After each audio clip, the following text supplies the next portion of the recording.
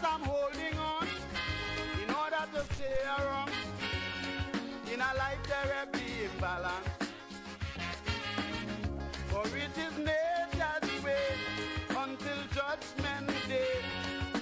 Weakness ain't got a chance. Playing strong cause I realize the price little one must pay to keep the big one in paradise. It's torment and misery all day. Destruction of the weak is nature's plan. The humble and the meek must understand. This day of the strong man is the devil's heyday.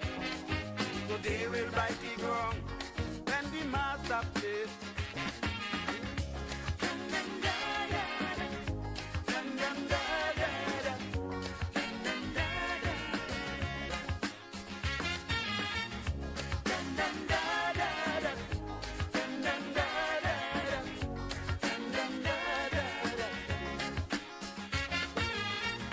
As long as you have the cash and all your strings attached, you're on earth but living in heaven.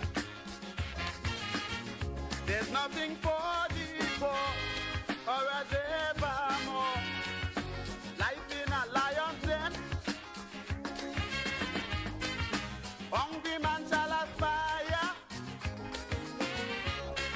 to keep the high man on top. To take him higher and higher. The poor one must struggle till he drop. Destruction of the weak is nature's plan. The humble and the meek must understand. This day of the strong man is the devil's heyday. So they will bite the ground when the master plays.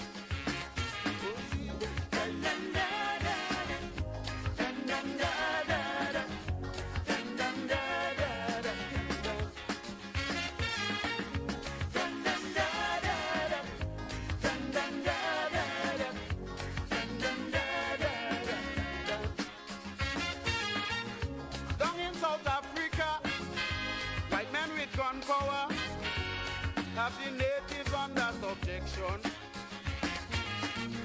The black majority live in poverty, all because they ain't strong. Black man life is a thoroughfare. Nature make him a slave. South Africa is a nightmare for colored from cradle to the grave. Destruction of the weak is nature's plan. The humble and the meek must understand. This day of the strong man is the devil's heyday. So they will bite the ground when the master plays.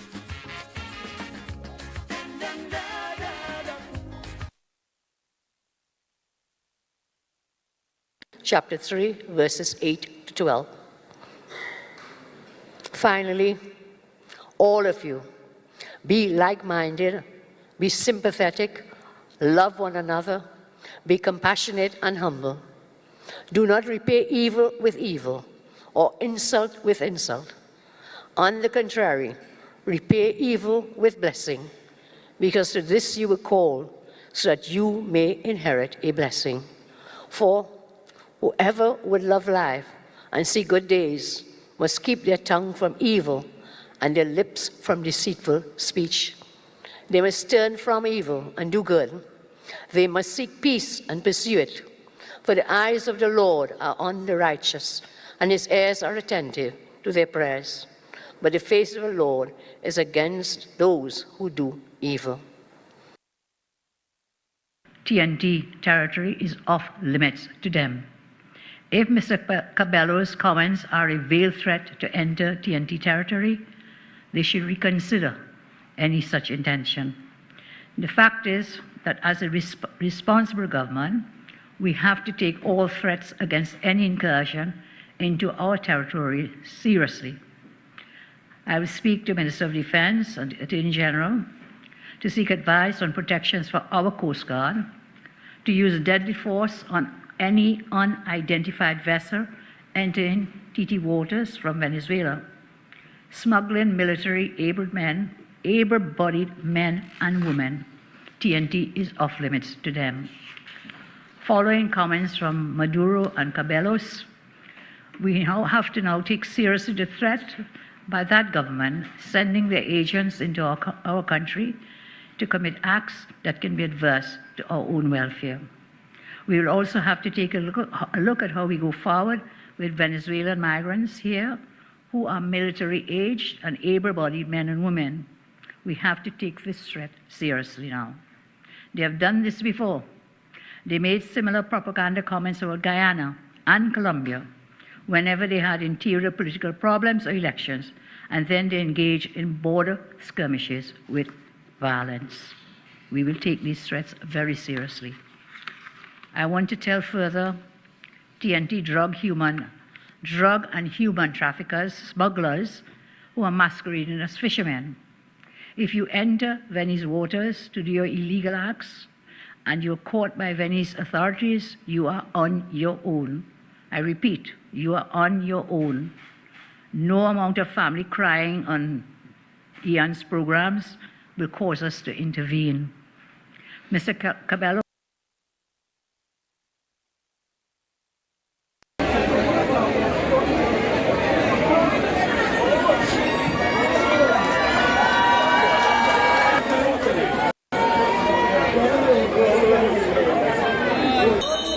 Member of Parliament for Port Georgian, from the Ministry. And I'll tell you why I can do this.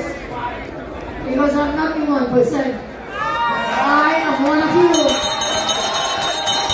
I am one of you. I have heard you talk about myself. I have come just like you from the working class. And sometimes no working class because you have no job.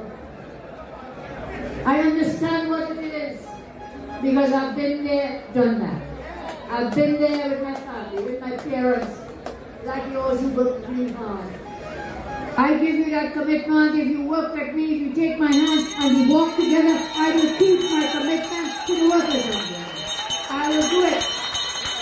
But one hand doesn't clap.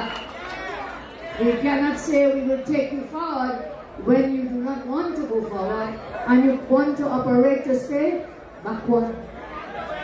What do we always say in the labor movement? Forward ever! Forward ever!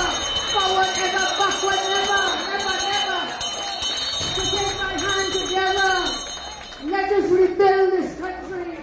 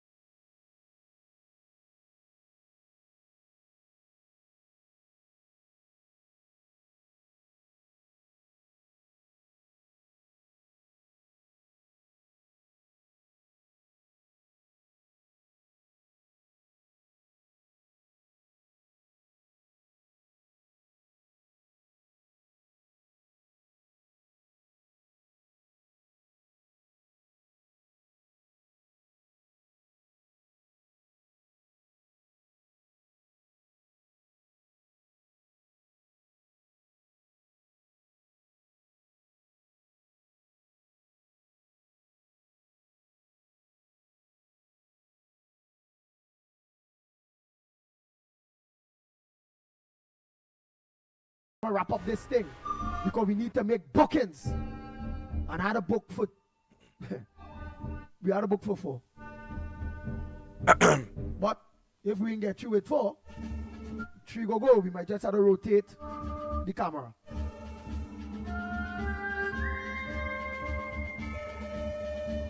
Okay? Only remember what we do in Tobago? Only remember when the team went to Tobago? For the Tobago elections? It was hot in the air. St Vincent elections is hot in the air. And if the mountain can't come to us, we're gonna go to the mountains. Bang, bang, bang. What went on when we went to Tobago? Was it a clean sweep? What will go on when we touch down in St Vincent? Bye-bye, Rowley friend. Bye-bye, Rowley friend. Bye-bye. So I look forward to your calls after the program. Come on now, man, all here. Oh God, there's a serious thing. I don't like to beg, publicly so, but it's for a good cause.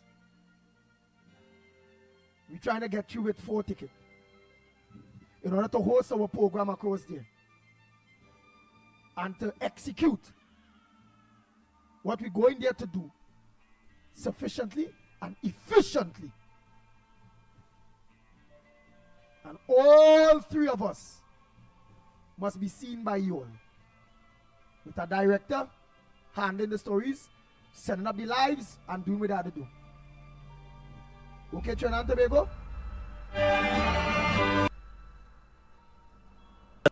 Yes, so my name is Stark Entertainment, and I'll be landing in St Vincent and the Grenadines within 3 days. I'll be coming to St Vincent to apply for a government free house. If Ralphie Gonzalez could do it in Trinidad, I can afford to do it in St Vincent. And if I don't get through, there are going to be some serious consequences. Alright? Yes, so my name is Stark Entertainment, and I'll be landing in St Vincent and the Grenadines within 3 days. I'll be coming to St Vincent to apply for a government free house. If Ralphie Gonzalez could do it in Trinidad, I can afford to do it in St Vincent. And if I don't get through, there are going to be some serious consequences. Alright?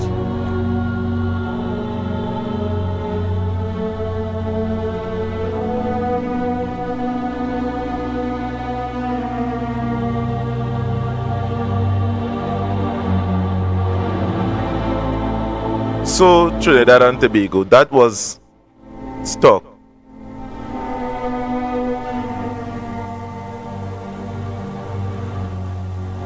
And what do you think that they are alleging, Trinidad and Tobago? This is an attempt by the UNC to try to influence the outcome of an election. All because a man, Ralph Gonzalez, would have made his opinion very clear concerning the actions of Kamla Bisesa.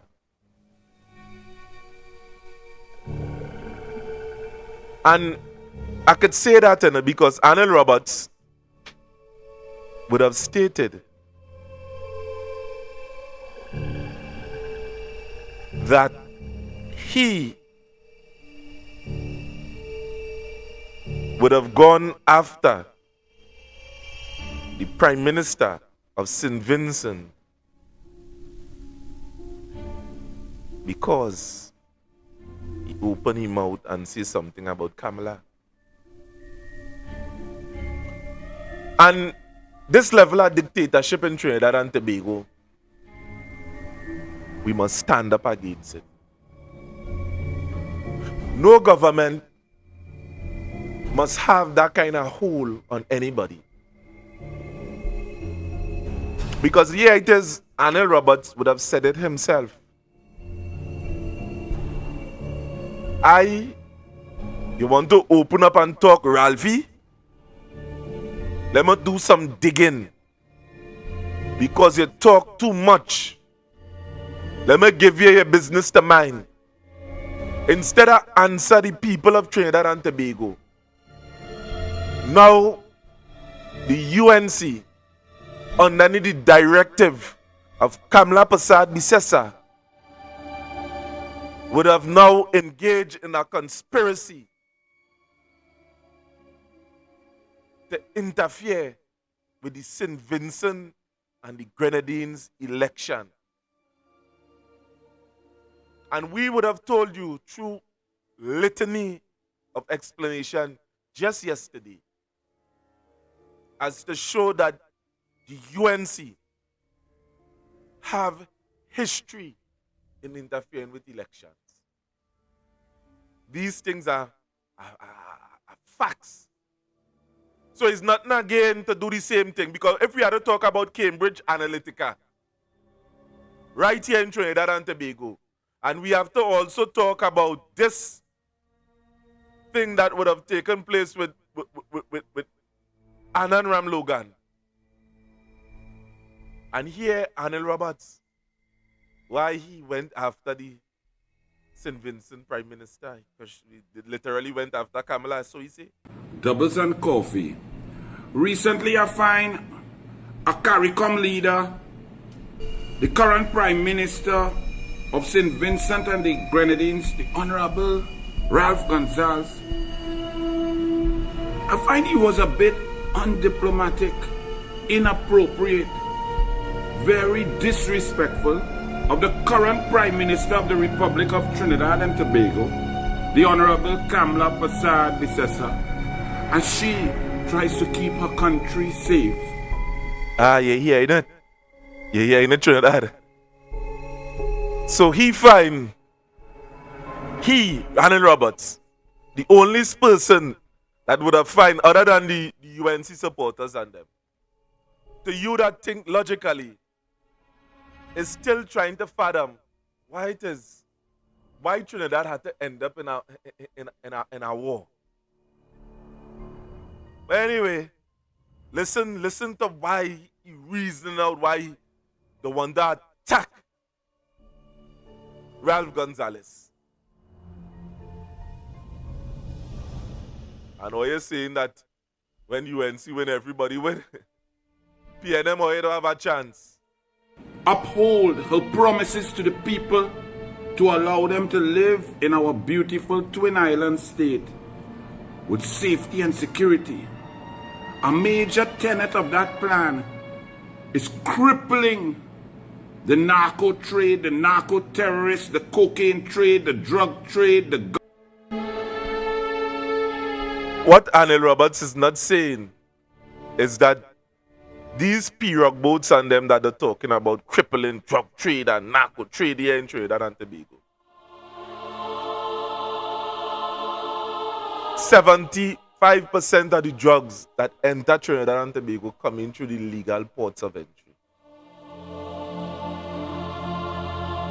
We have guns like that on the streets of Trinidad and Tobago. But yet still again, we see a drunkard. Yes, you, Anil Roberts. Mount platform.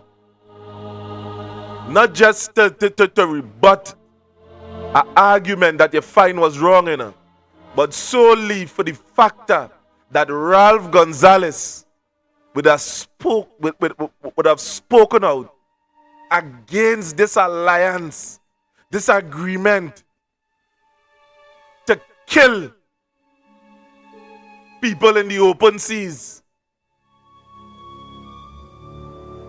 And when Ralph Gonzalez would have made his ideas known, you going on the attack to attack a prime minister, not judging, not coming here within the public domain and saying, to kill all them people outside there, because over 60-something people killed, blown up.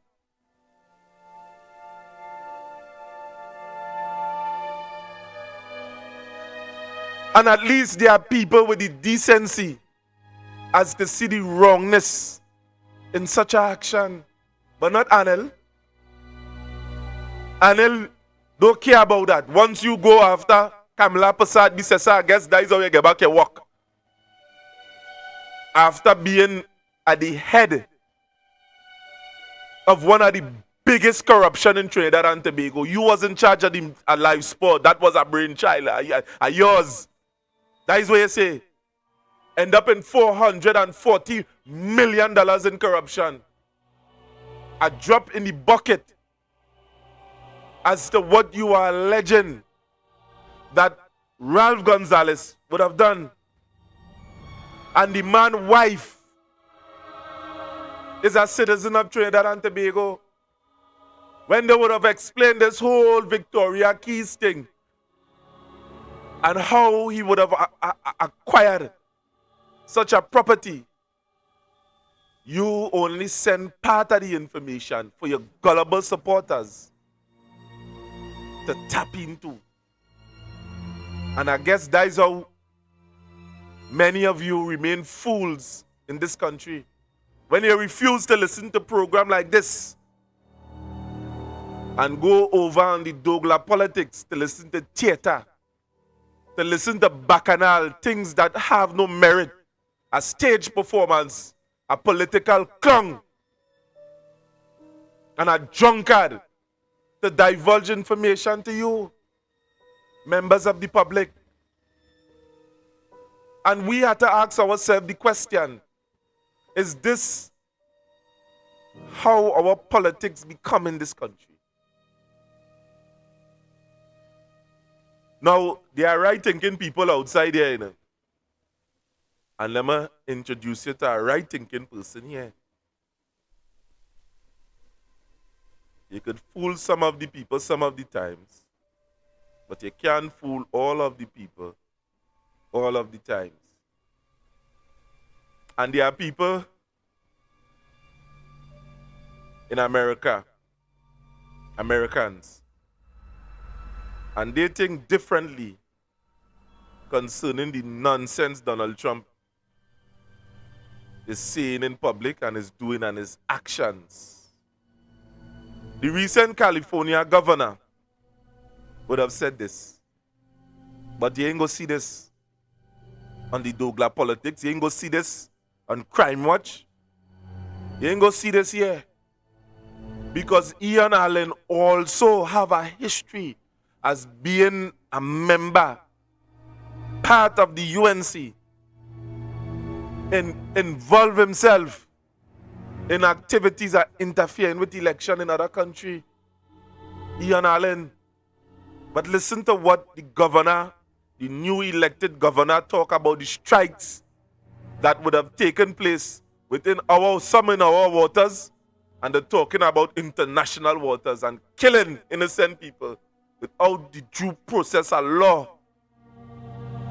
That's what you're supporting. Yeah, okay. Thank you so much, Governor Newsom. Thanks very much for the question. I'm Ryan Beechu from Trinidad and Tobago, a small island state. I wanted to ask you about a geopolitical situation that's developing. Today, it's being reported that the United Kingdom has suspended some sharing of intelligence with the United States because of the strikes in Venezuela, on Venezuelan vessels. I just wanted to get your reaction to that. Plus, the Trinidad and Tobago government has supported those strikes, and if you had a message to the Trinidad and Tobago government, what would that be? Thank you very much, Governor Newsom. What happened to due process? What happened to the rule of law? I'm a little old-fashioned. It's not ready, fire, aim. It's ready, aim, fire. I believe in rule of law. I don't believe in the rule of Don, D-O-N. That's what we're up against in the United States of America. I don't want to lose my republic. I hope you understand and are absorbing what's going on in the United States of America. Donald Trump does not believe what our founding fathers believed, in co-equal branches of government. He does not believe in popular sovereignty. He does not believe in a system of checks and balances. We have a supine Congress that is checked out. We have a rule of law that I said increasingly appears to be the rule of dawn. Our politics needs to change, and I hope our international partners understand that. It's chilling to me to see those scenes of the United States of America blowing up boats with no transparency, no advise and consent with the United States Congress, the representatives of my country, with briefings that are laughable that members of Congress, both the House and the Senate, including Republicans, have criticized. If you can't criticize that, what the hell can you criticize? Think about that. He's now talking about land opportunities. The United States of America, this is our country. It should be a model for the rest of the world. And so we're calling that out. Forgive me, I know I'm on a global stage and maybe in politic, forgive me. But this is a precious moment in our republic, and I feel it needs to be called out. Thank you. We're close to time, so we'll take one last question.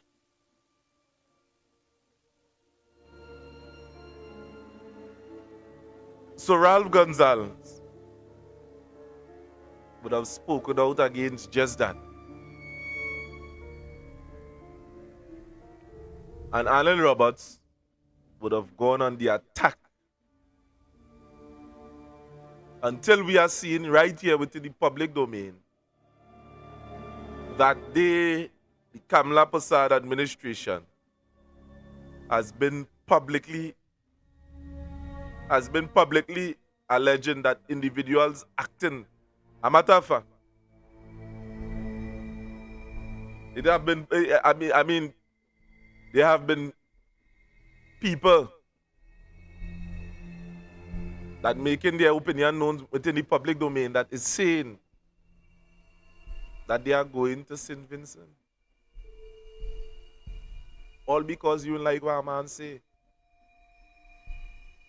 Yeah, I mean, you see it yourself, this is dangerous here in this country. If you have a difference of opinion concerning this government, and Anil Roberts is going to this length to break the law to obtain information on an individual, imagine what they will do against you, Trinidad and Tobago. This is a warning to you, you know. What is taking place here is facts, you know. You feel somewhere along the line they will treat you differently. You are engaging in a fallacy that we call the survivorship fallacy, where you feel that where everybody going and fail, you are going to succeed.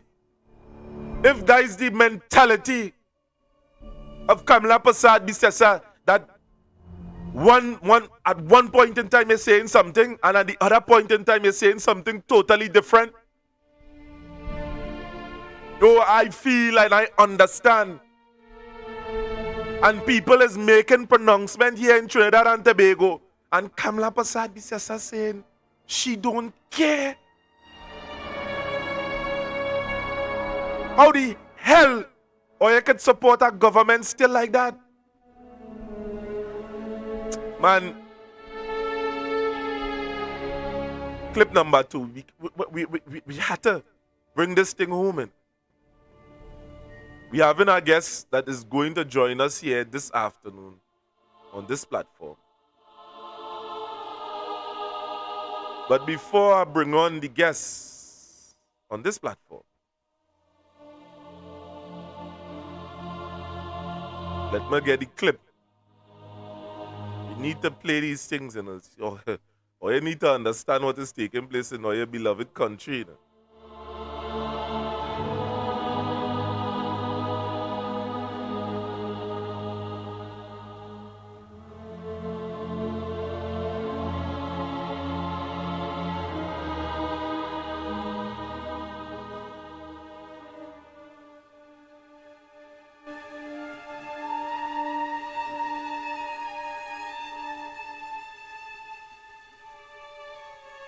Now, you would have heard Kamla Prasad Bisesa. You would have heard Anil Roberts. And Anil Roberts gone so far to attack a prime minister in the next country. All because he make a statement. He didn't care what he say. I don't want to hear you. That is what he basically saying. You go after Kamla, we think, and hear what Kamla is saying about the citizens of Trinidad and Tobago. Who elected her? Who elected her?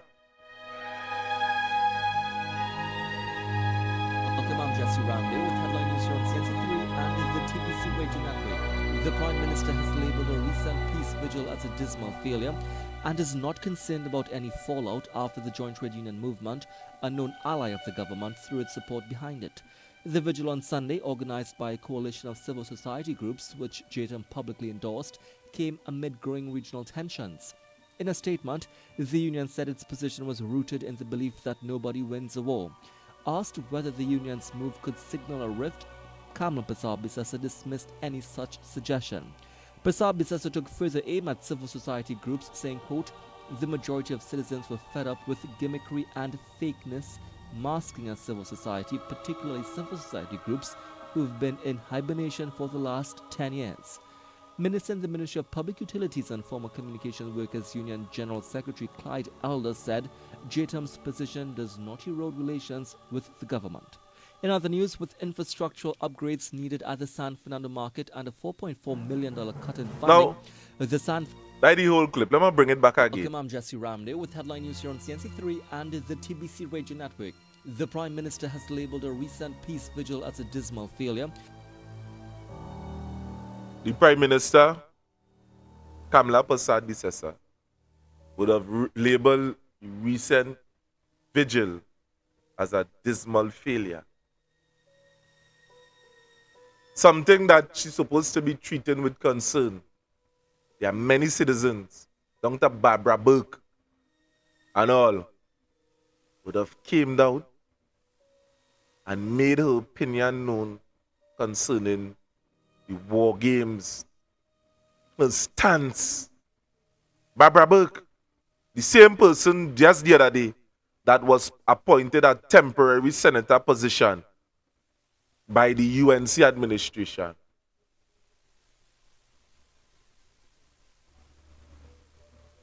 Or either see Slimy playing that clip all the time.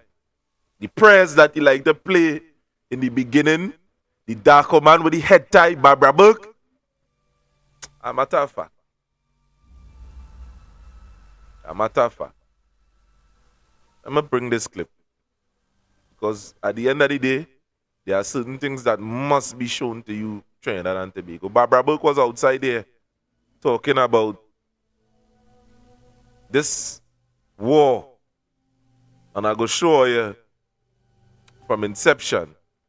There's so much of clips here with us. Sometimes we're going through a whole litany of clips.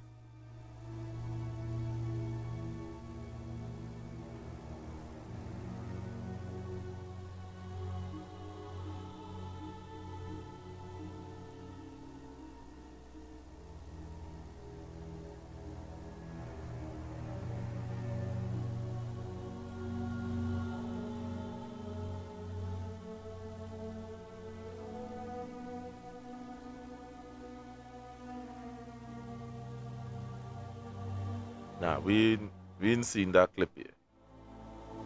But we will play it and we go find it and play it. Slimy does always play it on his program. So we go get to that clip. But again, to you, citizens of Trinidad and Tobago, and the wider public, the government of this country has made two things very clear. They do not care about your opinions. Whether or not you come out in your numbers and your protests and you say anything that is in contravention to what the current UNC administration is doing. This is what they will do to you. Doubles and Coffee, Recently, I find a CARICOM leader, the current Prime Minister of St Vincent and the Grenadines, the Honorable Ralph Gonsalves. I find he was a bit undiplomatic, inappropriate, very disrespectful of the current Prime Minister of the Republic of Trinidad and Tobago, the Honorable Kamla Bissessa, as she tries to keep her country safe, uphold her promises to the people to allow them to live in our beautiful Twin Island state with safety and security. A major tenet of that plan is crippling the narco trade, the narco terrorists, the cocaine trade, the drug trade, the gun trade, and the human trafficking trade that has plagued our beloved country of Trinidad and Tobago, making blood flow in the streets. So Kamla Bissessa is against drug traffickers, cocaine traffickers, gun smugglers, and human traffickers. But the Honorable Ralph Gonsalves, with a sort of fervor that baffled me, was disrespectful and attacked Kamla Bissessa, calling her misguided and stating that CARICOM needed leaders that are statesman-like and woman-like, stateswoman-like. I wondered where this passion and this disrespectful attitude came from with Ralph Gonsalves. Listening to him as he addressed some UE forum and other places, I saw him maybe sounding like Keith Rowley or the PNM. And I wondered, why would this man be beholden to the PNM? Why would he be talking with venom against the United National Congress leader and Prime Minister of the Republic of Trinidad and Tobago, Kamla Bissessa? His statements were inappropriate, undiplomatic, disrespectful, and partisan to the politics of another sovereign nation, which he had no part to play. But he sung like a piano. But you know, the Dogra will always go and research and find things. Well, Ralph Gonsalves, you see, when you're jumping, people think you have to declare any and all interests. Ralph Gonsalves, before you jump in the politics of Trinidad and Tobago to try to lecture the Honorable Kamla Bissessa on anything that doesn't involve you, she is duly elected in Trinidad and Tobago to forge the foreign policy, the security policy, and any policy in Trinidad and Tobago, to set up the cabinet, run the government. How you jump in, Ralph Gonsalves? And why you jump in like a PNM so? Did you declare any interest? Did you receive any benefit from the PNM? Any benefit whatsoever that may have people in Trinidad and Tobago scratching their bald head like me? Ralph Gonsalves, I ask you, are you married, Ralph Gonsalves? How long have you been married? Do you have 2 children, Ralph Gonsalves? Are your children's names Sole Gonsalves and Storm Gonsalves?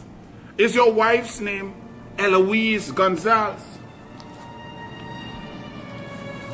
I ask this because Honorable Prime Minister of St Vincent and the Grenadines, did you disclose to Trinidad and Tobago, to the people of Trinidad and Tobago, and to the people of St Vincent and CARICOM, that when you are speaking, you have received, your family has received great benefit from the PNM?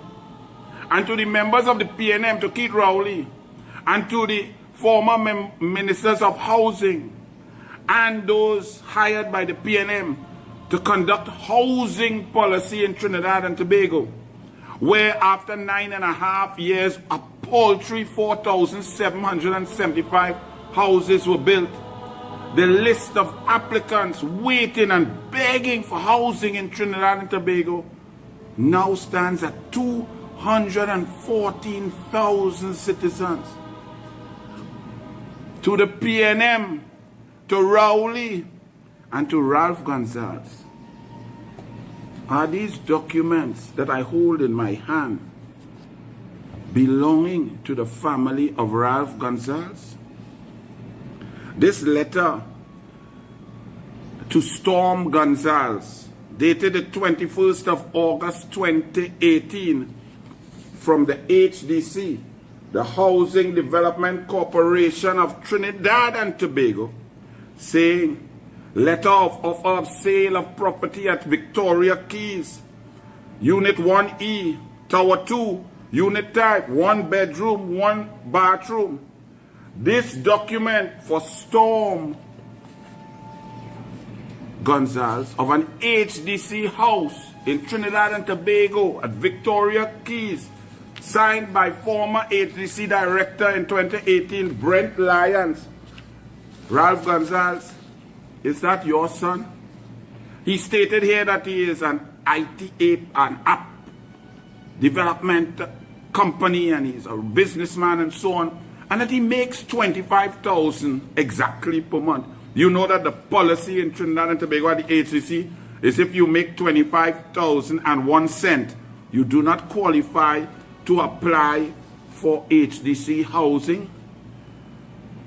This here also is another HDC house to an Eloise Gonzalez, a housing development corporation house built with taxpayers' money of the people of the Republic of Trinidad and Tobago. Mr. Ralph Gonzalez, is Eloise Gonzalez your wife? Is she in receipt of an HDC house from the PNM? Mr. Ralph Gonzalez, is Soleil Gonzalez your daughter? Is she also in receipt of an HDC house from the PNM, paid for per month by you, Ralph Gonzalez? And in these documents, Ralph Gonzalez, I'm not going to ask you some questions because it's all here. Ralph Gonzalez, your entire family getting house in Trinidad and Tobago from the PNM, your wife, your son, and your daughter, $1.9 million for one, $1.96 million for one. And especially to the more than 100,000 citizens who are patiently waiting in line to get approval on HDC homes. Many of you would have seen and been in shock where you see on social media where Minister Anil Roberts, the Minister of Housing, Minister in the Ministry of Housing, exposed the fact that family members of the Prime Minister of St Vincent and the Grenadines, namely his wife, his son and his daughter, were able to purchase government-subsidized $1 million HDC homes. Now, you would have seen back and forth between the Prime Minister, and you would have also seen a number of documents floating around social media. Documents which I have here in my hand here now.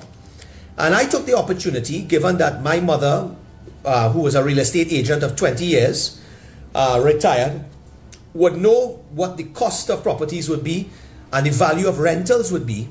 I took the opportunity to peruse these documents and see, really what was the mischief in this deal. And the one that stuck out for me in particular, let me turn to it, was the purchase of the property by Soleil Gonzalez, the daughter of Prime Minister Ralph Gonzalez, where she would have purchased one of these premium apartments at a cost of 1.3 million TT dollars. Now, this was the first thing that jumped out to me as a red flag.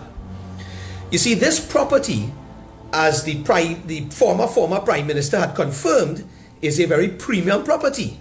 And it sits around the areas of West Moorings and Victoria Gardens.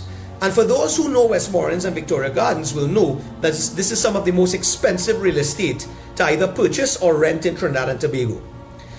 And when I looked at the cost of $1.3 million for this property, that stuck out to me as a red flag. because our property in this area of this nature with security guards gated. Now, it's sounding as if it's sounding logical, eh? It's sounding like if these people are onto something, right? Trinidad and Tobago misinformation have a way. Lie have speed, but truth have endurance. Now, again, let me do reinvent the wheel. Now, this was also said by our next political commentator.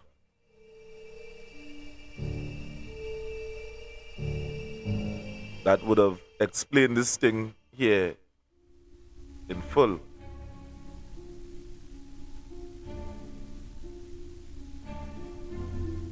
Right now is Victoria Keys. Yes, that same Victoria Keys that has been in news for the past couple of days. Yes, that one.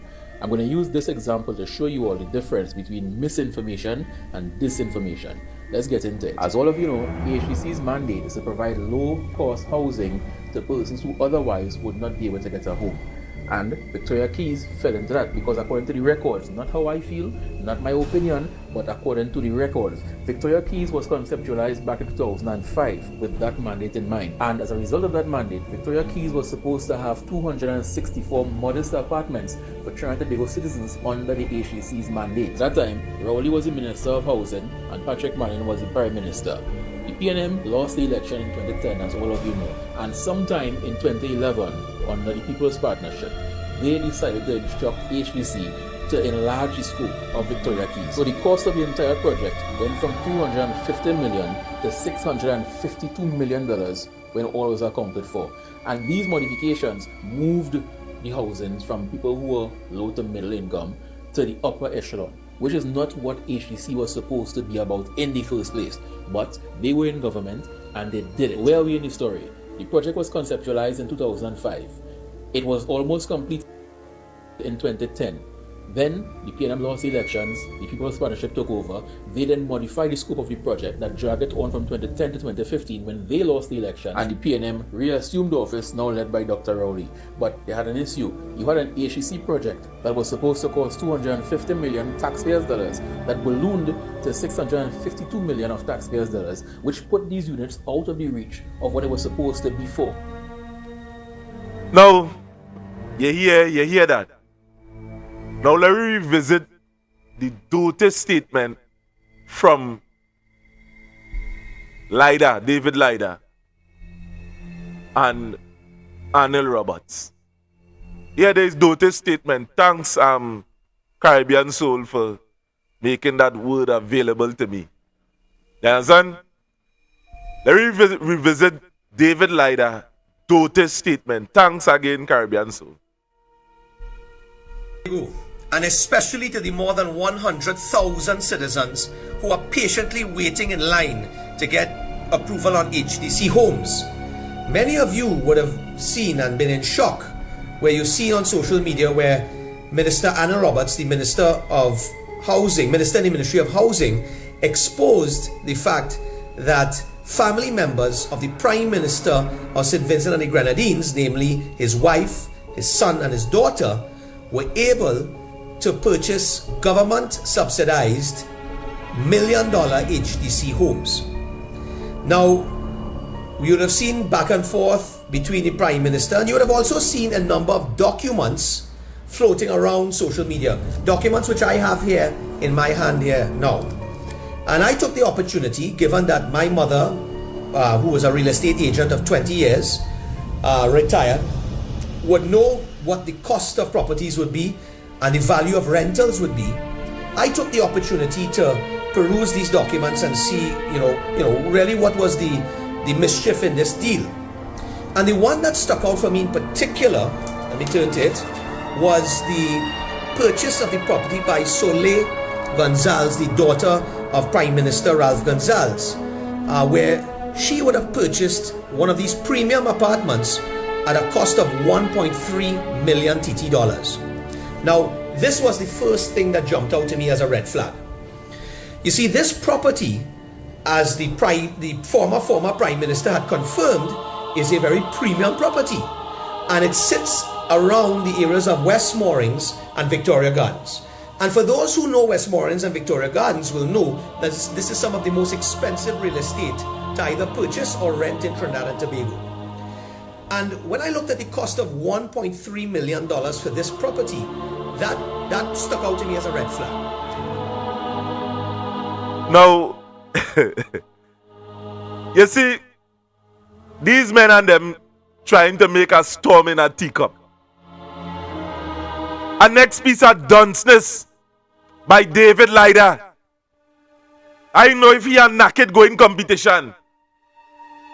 It start off with stupidness from Anil Roberts, and then like it spread.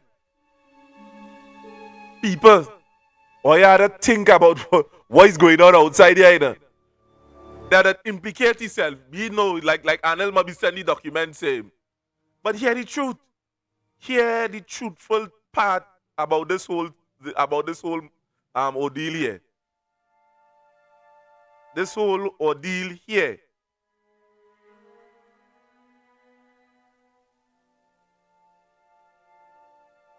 In fiscal 2018, we will step up our efforts to have all these units sold so that we can receive all the revenue possible. And very soon we'll be inviting, Madam Speaker, real estate agents to come in and assist the HDC in selling the units. We will step up our efforts to have all these units sold so that we can receive all the revenue possible. And very soon we'll be inviting, Madam Speaker, real estate agents to come in and assist the HDC in selling the units.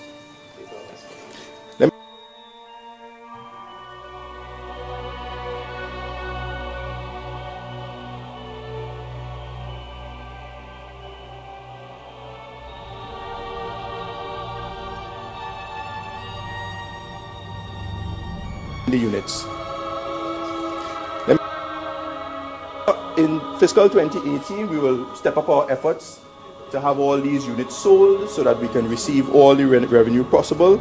And very soon we'll be inviting, Madam Speaker, real estate agents to come in and assist the HDC in selling the units.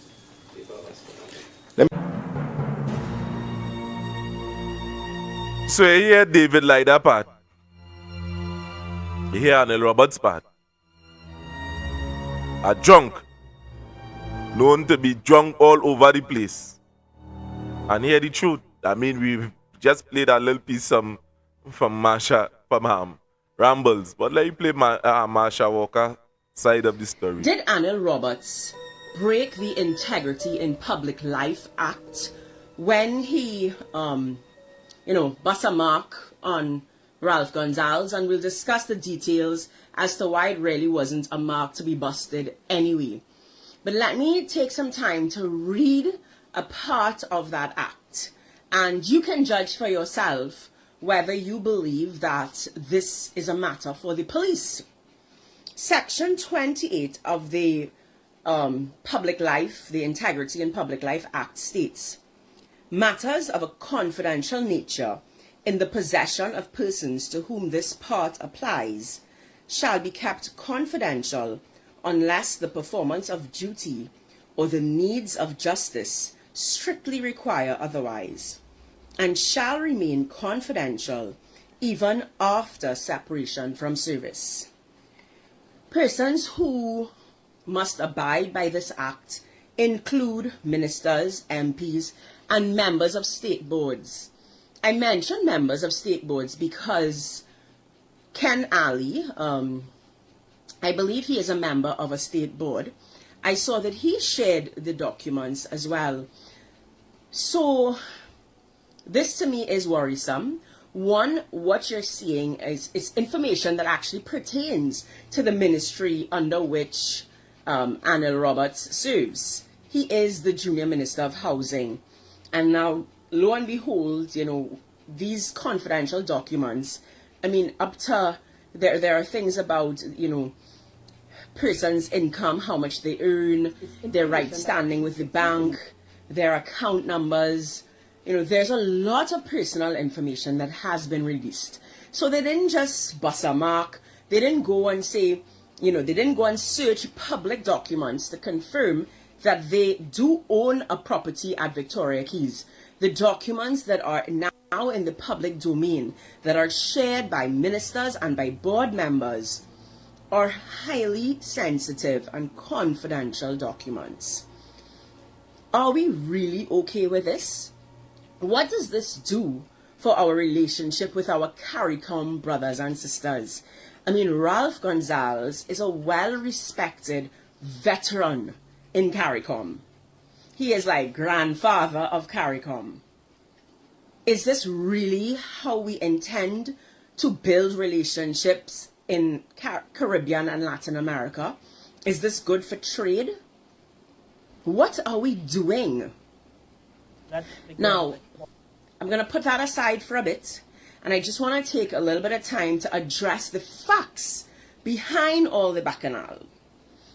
It's about 2005, because in 2017, when the project was completed, when they opened Victoria Keys, and I mean, I pass Victoria Keys every day, it was said that the project went from something like 200 million, let me get the exact figures, so it started at $250 million in 2017. Then Housing Minister would have spoken, and he said it would have been 12 years ago at that time. So the project lasted 12 years. It started at $250 million. 12 years later, it had ballooned to $652 million. And the cost of the project and the fittings and everything no longer fit under low income. If the government sold those units to low income, part of the HDC housing scheme, the government of the day would have made massive losses. So quite rightly, they decided that even though it was a state-sponsored project and it was meant initially for low-income housing and it was meant to be part of the HDC housing scheme, it was not financially sustainable to have it remain as such. And so it was now going to be sold on the open market to anyone who can afford it. Ralph Gonzalez families, let's go through some of the figures. One of the units, they paid 1.96 million. The other unit, they paid some 1.6 million for, and well, the other unit is a rental unit. Just to put those figures in context, 1.96 is what he paid for a 2-bedroom property. Just down the road is West Hills, which is currently, so that's some 7 years later, currently selling their 3-bedroom penthouse for, I think it's 1.6 million. But it's certainly less than the 1.96, right? It might be 1.8. I think it is as low as 1.6. So that is just to show you and to give context to the figures that are being thrown around. So this is in no way a subsidized price. This is in no way a price that is way below market value. This person paid $1.96 million for a 2-bedroom apartment. I say P&M did well, if you ask me, to be honest. All right, so that's just to put that in context. We are now in 2025. And in 2018, then Housing Minister stood in Parliament and said the government is committed to selling these because they were obviously difficult to sell. I guess nobody who can afford it wants to live in anything that says it's HDC, right? So, anyways, they said they were going to hire real estate agents. So this really became an open market, free for all. Anybody who can afford it, anybody who wanted it, it was now available. In 2025, there are still available units. Because the truth is, persons who are applicants for HDC houses simply cannot afford it. So it has nothing to do with a lottery. It has nothing to do with whether Ralph Gonzalez's family was able to skip the line. The units are still available. Anybody who wants to purchase one, anyone who can afford to purchase a 1.96, I mean, there are penthouses. Those are being sold for like $4 point something million. So if you can afford it, by all means, show up and afford it. This is not a typical HDC housing scheme. So it is nothing more than bacchanal, unnecessary bacchanal. I mean, we are already being unnecessarily illegal with our whole, being complicit in Trump's bombings. Why the international, why are we trying to break ties with our CARICOM neighbors unnecessarily? It is crazy to me. It is absolutely crazy to me. As I said, it is my opinion, but of course I think that this calls for the police or whoever it is to certainly look into Anil Roberts and, did he breach the Integrity in Public Life Act? I mean, I quoted it for y'all. He has a duty of confidentiality. He is the Minister in Housing. Is he being paid? Is he and Philip Alexander? Because, I mean, we've not seen one house key given out. And we have 3 ministers in Ministry of Housing. And the other 2 seem to just be being content creators on social media. Are they being paid to get in there and use their access to find files to bust a mark? If Ralph Gonzalez did something illegal, then those documents should have been confidentially passed on to the TTPS and to the relevant authorities to investigate it and press charges. Trinidad and Tobago, we don't want drama and bacchanal. What we don't want doubles and coffee. We want justice and jail. If persons did something wrong, send it to the relevant authorities and let's put them behind bars. I hope this has cleared it up, and I'm going to end with Anil. Can you probably clear up for us the live sport issue? I mean, $8 million was spent without a cabinet note or anything, and I know you're intelligent and you can find information out. So was that story by Mark Bassant true or not?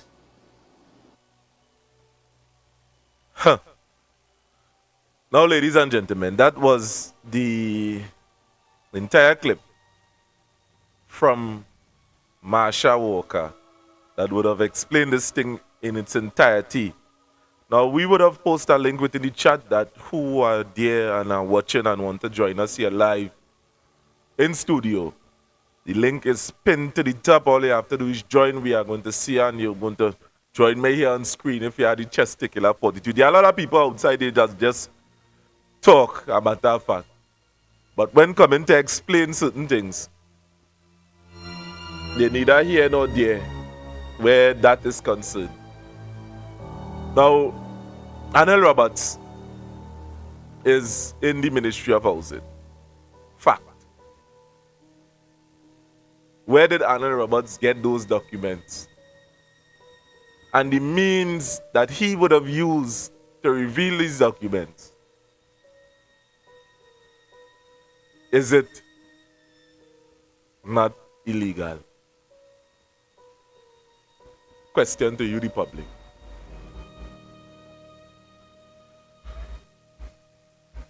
So to you that is joining us here this afternoon, it has been publicly alleged that individuals acting on behalf of Kamla Prasad Bisesa may be attempting to influence or interfere with the electoral process in St Vincent and the Grenadines. While these claims remain unverified, they raise serious questions about the priority of any political involvement in foreign nations' election and whether such action could breach regional norms and sovereignty of any and non-interference. Any sovereignty of that particular nation, a matter of fact.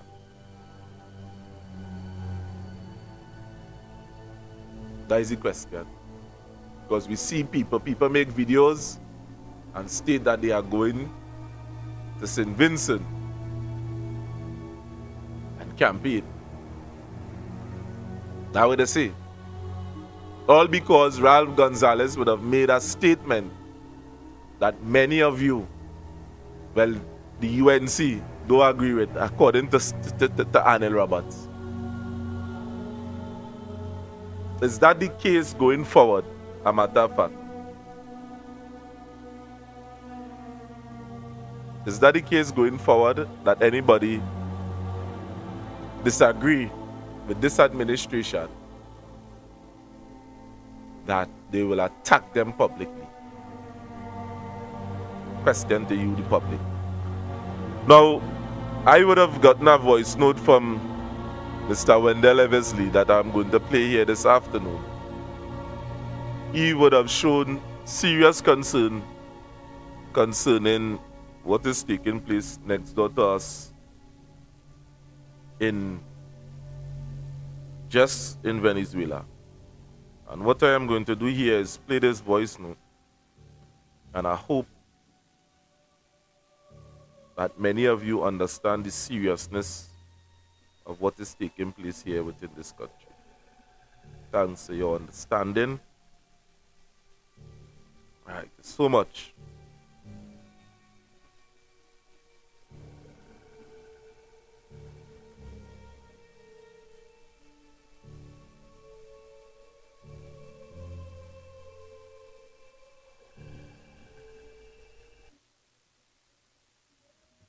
Good morning, ECs and TNT. Members, I don't know if you all noticing what is taking place right in front of our very eyes in Trinidad and Tobago with the conflict between United States of America and Venezuela. Members, we must not be distracted by things being put out there, for us to concentrate on our Caribbean neighbors. We have to stay focused on what's taking place between the United States and Venezuela and what role Trinidad and Tobago is playing. Members, if you all listen and following international news and listen to the comments put out by the President of the United States of America on Air Force One yesterday concerning Venezuela, and listen to his major security team met, including the Secretary for War, including the Vice President, including the heads of the Army for United States of America, including the Vice President and also Donald Trump.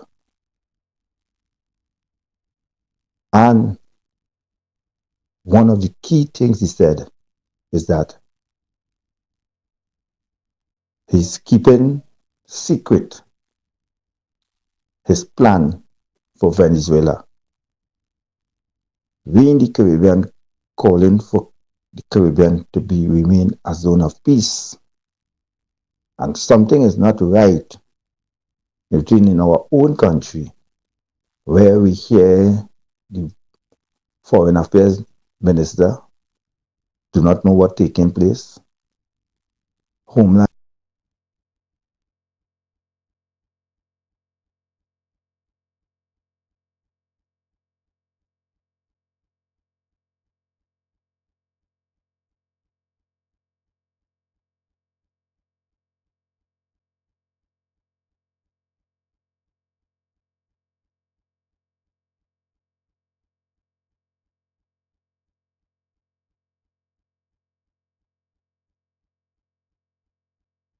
Security Minister not serious about really what Trinidadians and Tobagonians should know. The Defense Minister not hearing anything from him, while the population, a lot of the population in panic. And if you all do not know what's taking place, if my own son who's in Form 3 asking me, Daddy, Trinidad and Tobago going to be caught up in war with Venezuela and America?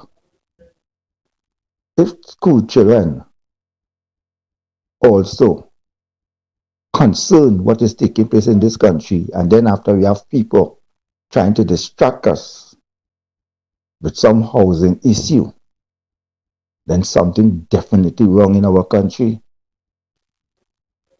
And issues in Trinidad and Tobago, we are a group where I think could create an impact. And it's time we let our voices be heard. It's time we put out, as only one of you I see going out there and putting out in the public, putting their face out there in the public domain. I must compliment Marsha Walker, doing a good job. Right? I must compliment also Devon Welch. But we had to come out and talk. Our country is going down as a spit that plenty people will be falling into. If we are not concerned and worried about what's taking place in Trinidad and Tobago, I am worried and I am concerned.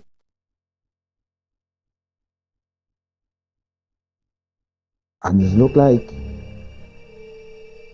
we're seeing things taking place in front of our own eyes, and we have been keep hearing, do not panic, stay quiet.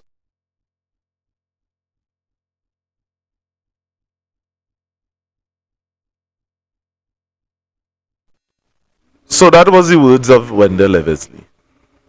And what Wendell Eversley talking about is the information that we are hearing right just next door to us. A war is ensuing. Venezuelans are getting ready to go to war. And then you are hearing people saying that, hey, don't panic. Nothing going to happen. Right next door to we. Man, playing smart with foolishness outside here. Just what I said. We playing smart with foolishness. According to Fazir.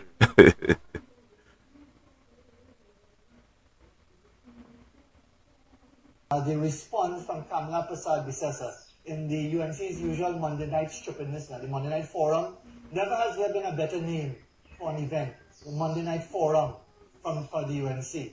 But in her reference to eater food lawyers and so on, and the reference to the names and so, I don't know why the Express sees it as shockingly crass.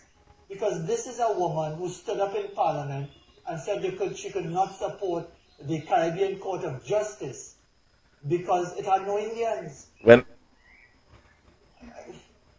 Wendell. So what she said Monday is par for the course. You know what we should do? And put a big wall around the former Prime Minister's estate. In fact, make it even wider. Call it Indish. Because at one time there were these activists, they want to declare a separate state, India, combination of India and Bangladesh, Indish. Call that place Indish. Let all the fanatics go in there. Give them a few acres and things. Have the Queen of the Philippines as their ruler, and they'll be happy and leave the rest of it. Let me cope with whatever we have left.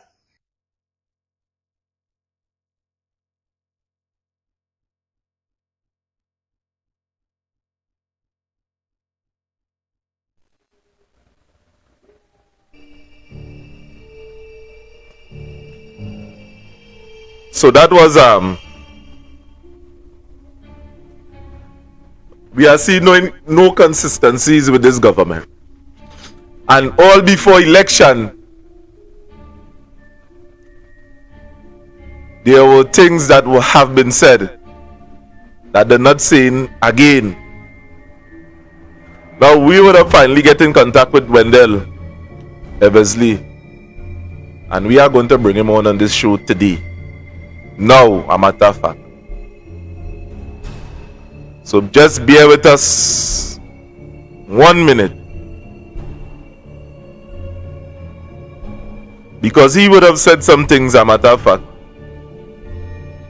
that this thing here is just a big distraction in Trinidad and Tobago concerning.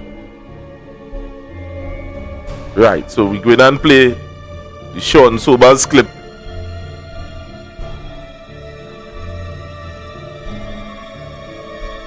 Had to play that clip. Sean Sobers totally don't know what's taking place within his country.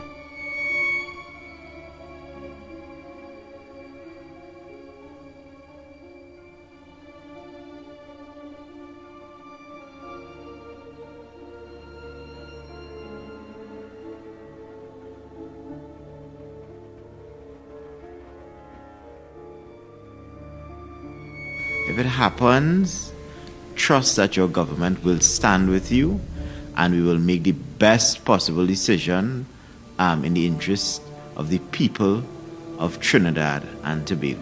Minister of Foreign and CARICOM Affairs Sean Sobers initially dismissed any possibility of war in the Caribbean as conjecture, but did not rule the possibility out altogether, noting that government would make the best decision even if such a situation arises.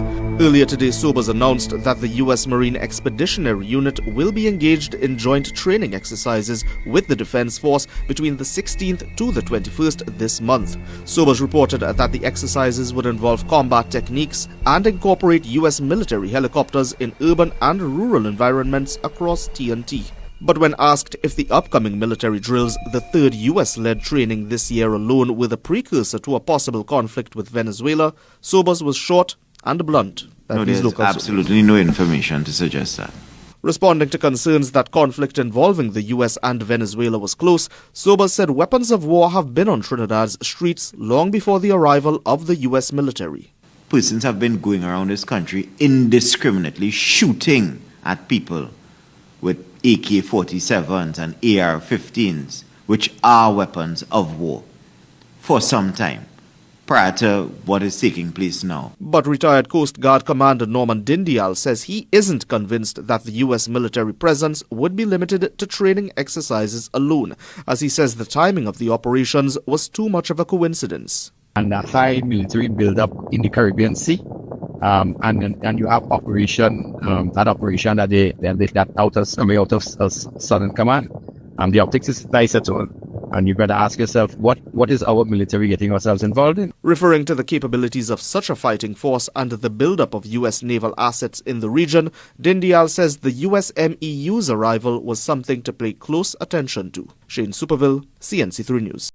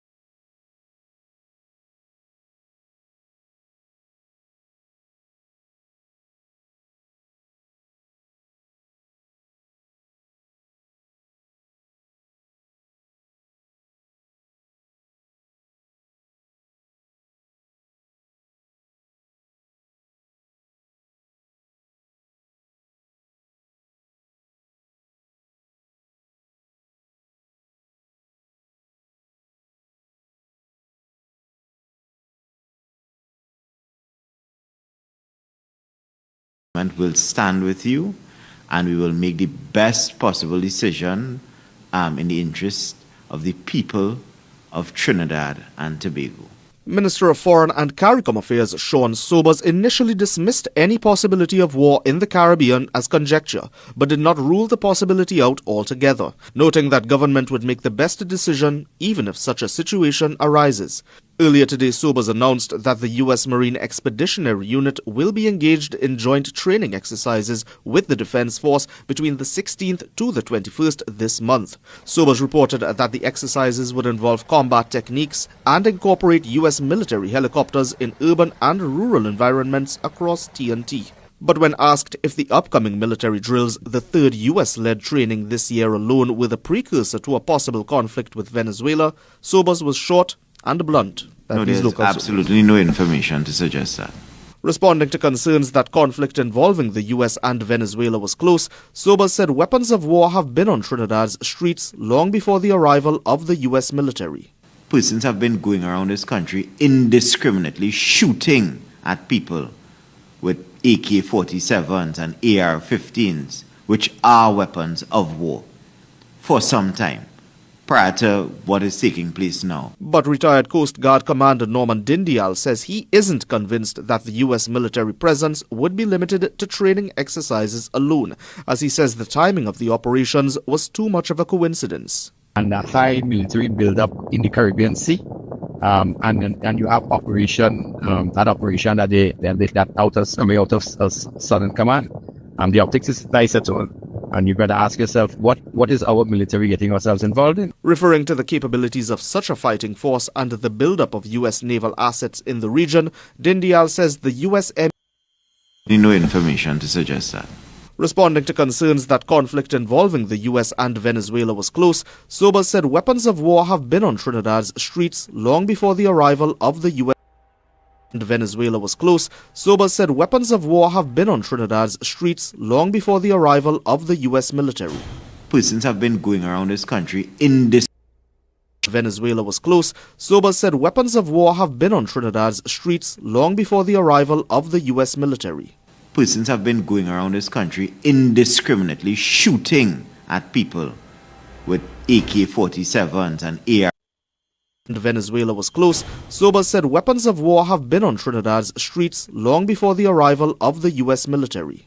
Persons have been going around this country indiscriminately shooting at people with AK-47s and AR-15s.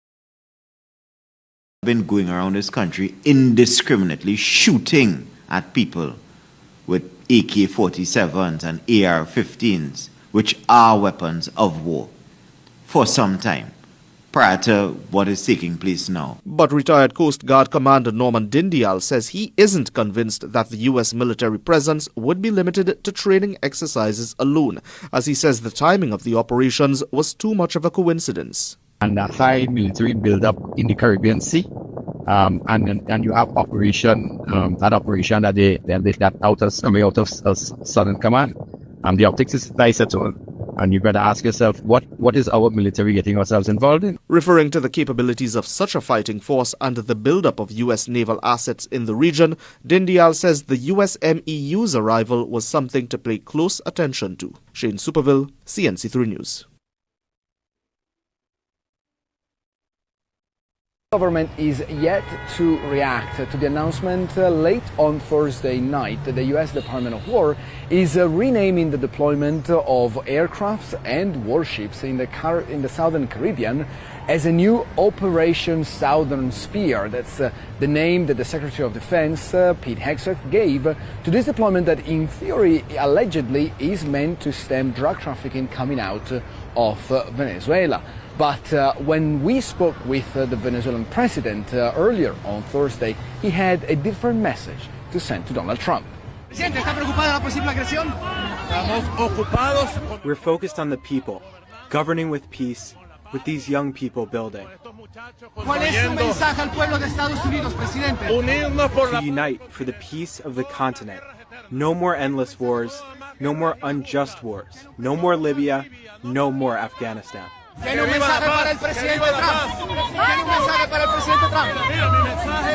My message is yes, peace. Yes, peace. Now those words are consistent with previous message that Maduro had given to the press and especially here on Venezuelan television, trying to mediate and trying to reach a negotiation with the White House. However, it's important to notice that that was Maduro's first appearance in a non-controlled environment in weeks. And especially he wanted to be seen surrounded by regular people, supporters of the Venezuelan government, and to send a message perhaps to the White House that he is not just ready to bend to the pressure coming out of Washington. For CNN, this is Stefano Pozzebon, Caracas.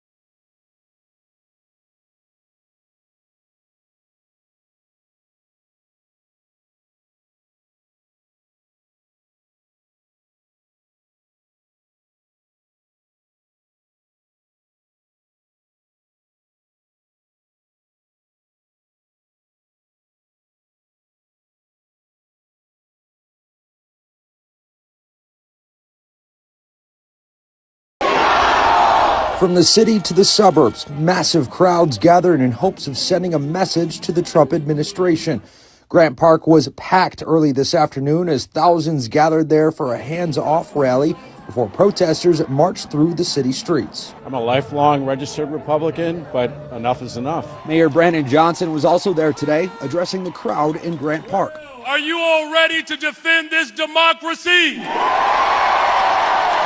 Are you ready to fight fascism? Are you prepared to destroy authoritarianism once and for all? Well, let the world hear you. No kings!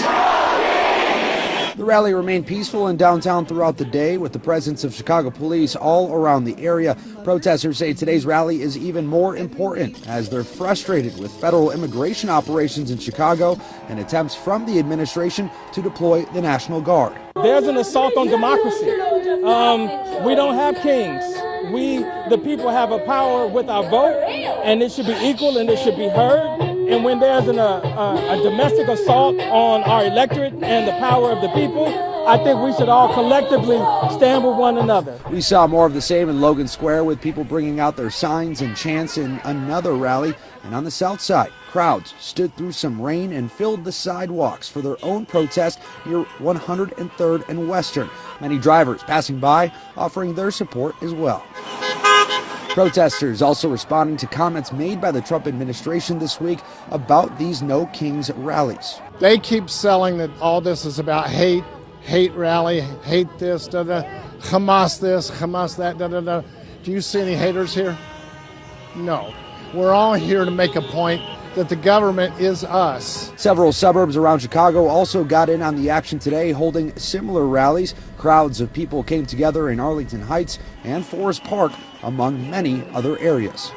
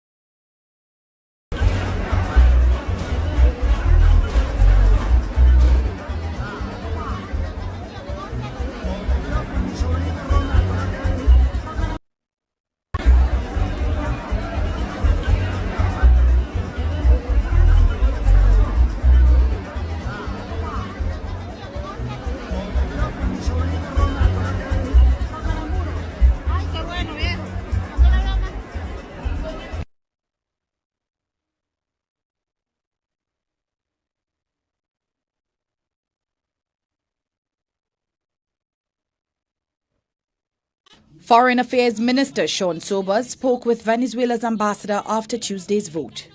While he described the conversation as cordial, he said he expressed deep concern and grave disappointment with the Assembly's position on the resolution. But his colleagues within the government are far less restrained. Venezuela can do what they want. For us, she's all grata. Even as Venezuelans marched, calling her a criminal, David Naked defended the Prime Minister and praised her for standing firm against external pressure. We love her because what she intends to do for this country, no other Prime Minister is prepared to do. Put her life on the line, put everything on the line, make sure that our citizens are safe from the drug cartels. The parliamentary secretary also took aim at the opposition, accusing the People's National Movement of hypocrisy after their meeting with the Venezuelan ambassador. And that's why I refer to the PNM leadership as rabid dogs when they're not in government. When the PNM leadership and the black bourgeoisie, African for their people, not in government, they will do anything to return to government. But opposition Senator Faris Al-Rawi fired back, condemning Naked's sentiments. There's nothing of worth coming out of his contributions. That is not the kind of talking head that you want in this equation at all. Meanwhile, independent Senator Anthony Vieira urged calm amid the growing war of words. For the moment, I'd prefer to make no comment. It's all very unfortunate, and I hope things will sort themselves out in due course. Political analyst Derek Ramsamouch says the fallout could complicate future negotiations on energy and border issues unless both sides make a diplomatic reset. A need for a strategic reset is needed. if we are to benefit from the resources of both countries. But political scientist Dr. Bishnu Raghunath says the declaration may be limited, arguing that it only prevents the Prime Minister from entering Venezuela, a move he calls largely symbolic. Doris Polo, CNC3 News. Good afternoon again, Trinidad and Tobago. As I would have said, we have a guest joining us here live this afternoon. Now, I mean, he's supposed to come in a little early, but things has happened. So, and Mr. Eversley wanted to talk specifically concerning the issues that is taking place down there in Venezuela. And he would have been on a lot of marches, as a matter of fact. I mean, as the thing. Mr. Eversley, good afternoon, sir. And I mean, you have a wealth of information and a contribution to make concerning what's taking place over in Venezuela. What's on your mind? Good afternoon, Trinidad and Tobago, and good afternoon to all those who locked on your program. A great leader had once said in 1990, and he made this statement while he visited the United States of America. And he said, your enemies should not be our enemies. It was an association that he was referring to when asked a question about the situation with United States and Cuba. And I was speaking about the leader is former president and leader of the ANC in South Africa, Nelson Mandela, when he said, your enemies should not be our enemies. And the principle stands in the Caribbean should always be a zone of peace. We know the issue that is taking place with Venezuela and Guyana concerning a certain part of Venezuela, a certain part of Guyana where Venezuela is claiming that it belongs to them. That matter is before the ICC. And the president of Guyana has said, let's wait until the ruling of the court. We all know the tension built up between Guyana and Venezuela. You all know certain leaders from CARICOM held meeting along with the Venezuelan president, the Guyana president, and other Caribbean leaders. And you all see the outcome. Even as the matter today and the build-up of the tension in the Caribbean waters, we heard from the president of Guyana, the current president, President Ali, who said also too that the Caribbean must always remain a zone of peace. And as a national of Trinidad and Tobago, and I concern what is taking place. And I am really want to see that our country, Trinidad and Tobago, and the Caribbean remain a zone of peace. And going back to what Nelson Mandela said, your enemies should not be our enemies. And Trinidad and Tobago should take that stand, that your enemies should not be our enemies. Each country have the problems where drugs is concerned, where guns is concerned. We do not manufacture guns. We do not also produce or manufacture the drugs that we see entering our shores. But we must also know that our country, Trinidad and Tobago, is a population when they combine both Trinidad and Tobago is about 1.6 million people or less. And if we see certain building up and the population is being left out and the population is being told, do not panic. We have nothing to worry about. And then we see in certain developments taking place in our shores and on our land. Citizens must be concerned on what is really taking place. Because we must ask if the joint military operation with our soldiers and the American soldiers, is it that we are going into Venezuela with our soldiers to be part and parcel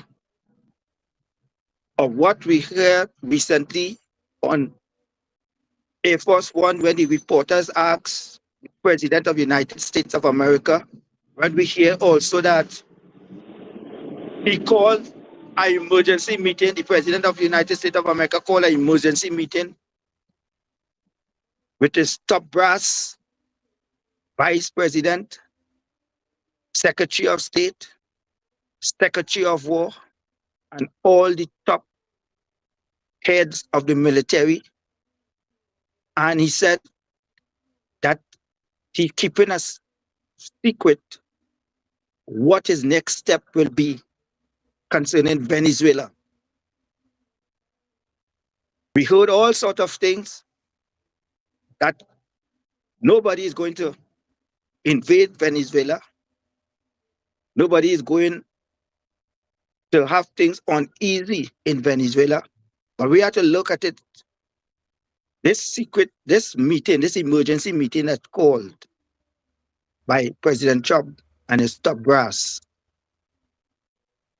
And then we're hearing about the military build-up, the joint operation between the Defense Force soldiers of Trinidad and Tobago and United States, and it's a normal exercise.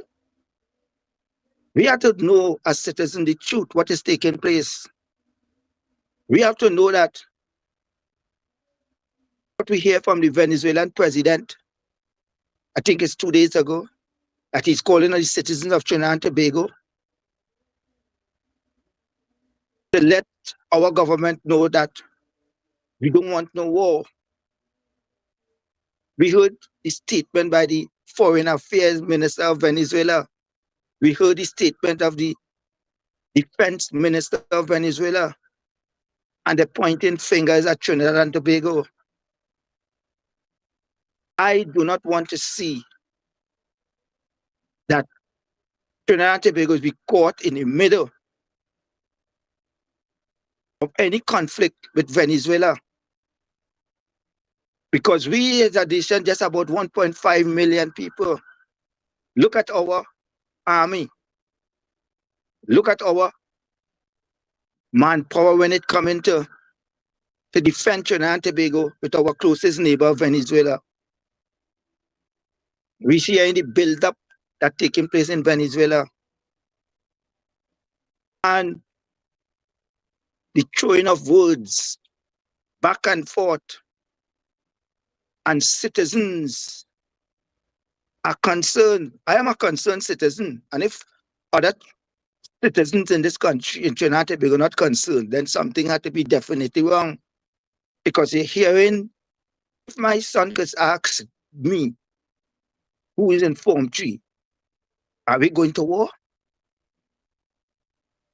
It have other children like him, like just as my son asking their parents and them the same question. And then we're hearing from the heads of departments, Homeland Security Minister, Defense Minister, don't panic. You have nothing to worry about. One said, if Venezuela attack Trinidad and Tobago, the United States will defend us. We don't want nobody to attack Trinidad and Tobago, and we don't want nobody to defend us. The main important thing, we don't want no war. Because who will be affected is the people The citizens will be affected. We could lose lives. Our country could be a country where could remain unstable for years upon years to come. We want to know the truth, what is taking place in Trinidad and Tobago, and what is taking place also with the United States of America and Venezuela. Are we part and parcel of joining America to go into Venezuela and to remove a president? I remember Anil Roberts told me, Wendell Eversley, and he told me that in his middle of his home in Marval, the reason why I didn't want outside interference when we had our internal affairs with the attempted coup of 1990 is that we should solve our own problem. When other nations wanted to come in, is that if they allowed that, it would have been worse for us. I might not even be alive because the first president attack when we was hostage with the parliament. We have to be careful. We have to look at the principal stand of the Caribbean, where we keep saying we must always remain a zone of peace. And is this what I want? And every concerned citizen of Trinidad and Tobago should make a stand of this. We have problems that we have in our own land facing when it comes. Look how long we take to have a commission of inquiry into the 1990 coup, 20 years after, when this could have been make at the early stage. I know how the guns come in here. Now we still seeing how guns coming in, how army, and most, let me tell you something. Most of our drugs and arms coming through our main port of entry. They coming through the airport. They coming through the ports. Containers. We hear about containers of ammunition that found in Central. And we hear about anybody get arrested. Nobody get arrested. They just put it out there on the news for us. We hearing about who involved in human trafficking. Politicians' names have been called. Anybody get arrested? No. Nobody get arrested. So these are some of the things we have to be dealing with. We have a lot of investigation going on right in our own country for years, some over 20 years. And up to now, it haven't been solved. And I could call a lot of matters before the court for 20 years involving high-profile persons in our society. And we just only hearing talk upon talk and telling us what we should hear and making us fight among our very own self. And when we have important issues to deal with, they're not dealing with it. A lot of white-collar crime committed in our country. A lot of money laundering committed in our country, and they ain't dealing with it. A lot of politicians, they have been calling all sorts of corruption, and they ain't dealing with it. Even up to today, you're hearing corrupt politicians and who they're favoring with this deal and that deal, and who friends they have outside of Trinidad and inside of Trinidad. And they ain't dealing with that. But here it is. Law-abiding citizens in this country living in fear right now because we don't know who to turn to for help. And that is what we are facing now in Trinidad and Tobago. We need people to come out and live with us, tell us the truth. Don't hide behind some curtain. Don't make deals behind some backdoor deals. Because who will face the what? of any situation that should take place between Trinidad, CARICOM, Venezuela, and United States. It's we the people in Trinidad and Tobago will face it. It's we the people in Trinidad and Tobago will suffer. It's we the people in Trinidad and Tobago will pay a higher price for. And as a concerned citizen, this is about Trinidad and Tobago. This is about our country. This is about our economy. This is about our future. But you feel everybody have a visa to go to America? So that if something should happen, plane will just land and will take us out of Trinidad and Tobago. We have to stay and face our music. And if we have to stay and face our music, we must face our music with responsibilities and principles, and we must stand by it. And that's what I want to see taking place in my country. And today, I ain't seeing it. Everybody is about their political party. But for once and for why we don't put away political parties and think about Trinidad and Tobago, think about what is taking place, think about what is affecting us here. You think the largest warship where America sent here, leaving Trinidad and Tobago waters without anything? Think certain people want to be a laughing stock of the world? No. And if something is to take place, let the people of Trinidad and Tobago know. That's what I want to know. And that's what I keep on saying. And that's what I will keep on talking out for. We must remain a zone of peace. And we must take the words from Nelson Mandela that your enemies should not be our enemies. And we should take also what other Caribbean nation is saying. Let us be a zone of peace. And, you know, Mr. Eversley, you make a very instrumental point here. And there are members of the public that is making the same point outside here too. And, you know, when they make these sentiments within the public domain, and I mean, I don't want to turn this into a political discourse here, you know.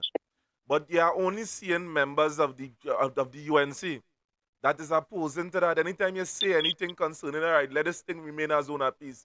They start to call you all kind of different names. They start to say all kind of thing that you know, I mean, the fighting drugs and war and gun. And I am saying that this is just posturing. I mean, people have a concern. And the concern is that, hey, war is imminent. It's looking like it's imminent. And some of the effects might fall on us. Why are we going into that? Why we do that? I mean, do you think that we have reason to make any comment or to align ourselves or to agree with America concerning that? I think that what we should do, because if we follow what the former president of Venezuela, Chavez, the statement that he did make concerning the United States of America, right, and even the Caribbean, that we should be a zone of peace. Now, we hear what countries in Europe, the European Union said concerning Venezuela. And just recently, the Foreign Affairs Minister for France have said that they haven't, okay, then referring to the United States of America, they haven't provided the evidence that the president of Venezuela is involved in what America say in drugs and narco terrorists. They say they haven't seen the evidence and they have no evidence of that because probably did the investigation also too.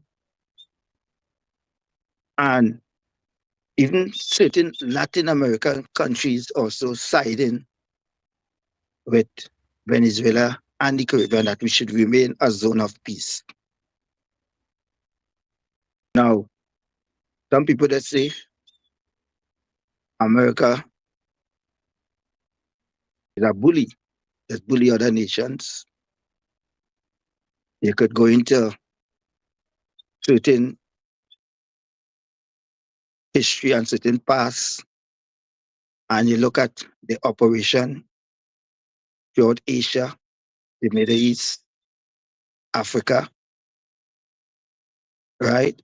And you see what took place when they went and make certain remarks about certain leaders. And when they left, you see what happened to the country. Some of the countries we cannot still haven't recovered from the destruction that took place. And I don't want to go into call these countries. Right now, I want to concentrate on what is taking place in my beloved country, Trinidad and Tobago. And before you and I even born, America always had a present and CARICOM and the forefathers who gone, former president and prime ministers of different Caribbean countries, had interaction with the United States of America. Coming down from the Federation, when the Federation mashed up to CARICOM presently, and what CARICOM has stand for. And there is always cooperation with America. There's always a cooperation with America when it comes to sharing intelligence, when it comes to national security for the region, for our country. The United States Embassy always play a part. A matter of fact, they have embassies throughout the Caribbean. And the embassy always play a part with the government in helping them build and strengthening their security forces, strengthening their borders.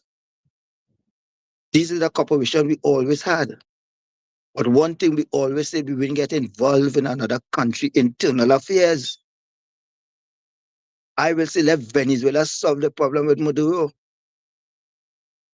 If Venezuelans have a problem with him, they have the one to be solving the problem with Maduro. There's a saying, cockroach shouldn't be in foul party. And we are a small nation, Trinidad and Tobago. We shouldn't be enemies of any Caribbean country. Our closest neighbor is Venezuela. There is our closest. You feel the problems that we are facing here today? If we did deal with it from the beginning with drugs, it's concerned, guns is concerned. People never take the time to read the Commission of Inquiry into 1990. It's 2 volumes. And if all you read, or you understand where certain people who we looked up to protect our nation, to protect our borders, immigration officers, all them people name was being called. Nobody understand this. And government come, government go.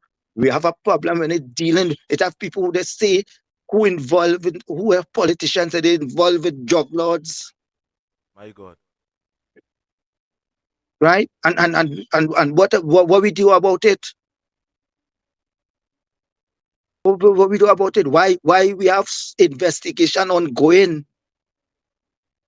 and nobody have been found guilty? Nobody have been found guilty. We have investigation ongoing for years, and I could call them out for you too. And they say, who have more corn could feed more fowl.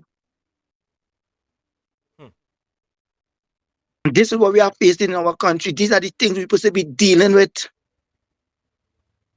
And when the thing get out of hand now, siding with other people to solve our problems. When we create our problems ourselves. when we want to handpick a commissioner of police, when we want to handpick a head of the defense force, when we want to handpick a chief justice. Who caused the problems? It's we cause our problems. When you have to know who knows this big lawyer, this big judge, who knows this senior superintendent of police, who knows this custom officer, who knows this immigration officer. Our problem is deeper than saying that we are going after and supporting another country to go after the narco terrorists and drug lords, when we have them in our own country here, sitting in all different departments of our country, and we doing nothing to deal with it. And if you in concern what is taking place, and if people telling us don't panic, we'll wait till when a situation happen, and then our guards down. We must know the truth. We must know the truth. Nothing didn't happen just so overnight, you know. That's why I said Abu Bakr didn't get up one night and decide to overthrow our country just so, you know. It was well planned, it was well orchestrated, and he worked with other people in the protective service, outside the protective service, immigration officers, because how all those guns come into our country? You come in by boat? These are the things we have to be dealing with in our country, and I am telling you this morning, this afternoon in Trinidad and Tobago, I am concerned of how my country is being run presently. We want to know what is the truth. We want to know what is the truth. Nobody should be hiding anything from our citizens. And if you read one of the chapter, I think it's chapter 11 in the Commission of Inquiry, it tells us the duty of our government to protect its citizens. To protect its citizens. And that's what we should be demanding right now. To know the truth. To know the truth. To know if our soldiers is going to be used to any ground operation in Venezuela. And if we are to be used in any operation, let me know up front. Don't let it happen and then we know that something is taking place and our soldiers are involved. And we have the head of state who is in charge of the armed forces, where I always say that we should not have a ceremonial president who act on orders. And that's what we have presently, a ceremonial president as our head of state. The executive is the government.